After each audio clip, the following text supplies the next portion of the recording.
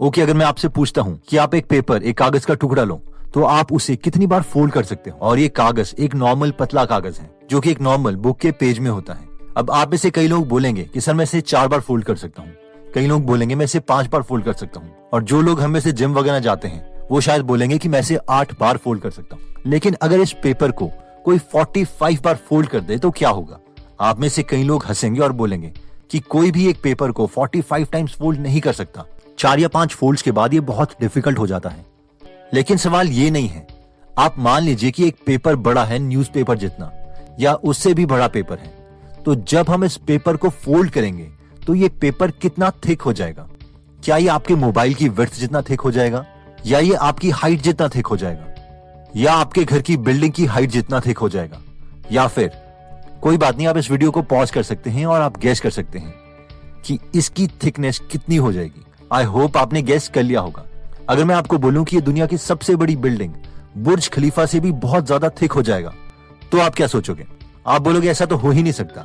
लेकिन अगर रियलिटी बताऊं तो अगर आप एक पेपर को 45 टाइम्स फोल्ड कर देते हो तो आप अर्थ से लेके मून तक के डिस्टेंस को कवर कर लोगे, यानी ये पेपर इतना ज्यादा थिक हो जाएगा। और अगर आप इसे एक और बार फोल्ड करते हो, यानी 46th टाइम फोल्ड करते हो, तो ये पेपर इतना थिक हो जाएगा कि आप अर्थ से मून और मून से वापस अर्थ भी पहुंच सकते हो।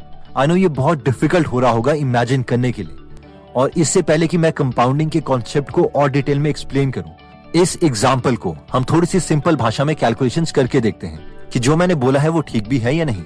देखो, एक पेपर की थिकनेस ऑलमोस्ट होती है 0.001 सेंटीमीटर। अब अगर हम इस पेपर को पहली बार फोल्ड करते हैं तो इसकी थिकनेस हो जाएगी 0.002 सेंटीमीटर। एक और बार फोल्ड करते हैं तो इसकी थिकनेस होगी 0.004 सेंटीमीटर। एक और बार करते हैं तो 0.008 सेंटीमीटर। एक और बार करते हैं तो 0.016 centimetre and so on.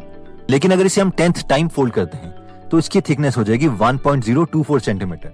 20th time fold करते हैं तो ये 1048 सेंटीमीटर हो चुका होगा, यानी 34 फीट के आसपास, जिसका मतलब है कि अप्रोक्सीमेटली 3 फ्लोर की बिल्डिंग जितना थिक। 45th टाइम अगर इसे हम फोल्ड करते हैं तो ये 3.5 लाख किलोमीटर थिक हो गया होगा, यानी जितना डिस्टेंस अर्थ से लेकर मून तक का है। और अगर आप बस इसे एक और बार फोल्ड कर दूं तो ये 7 लाख किलोमीटर के आसपास हो जाएगा, यानी हम अर्थ से मून और वापस मून से अर्थ भी आ सकते हैं।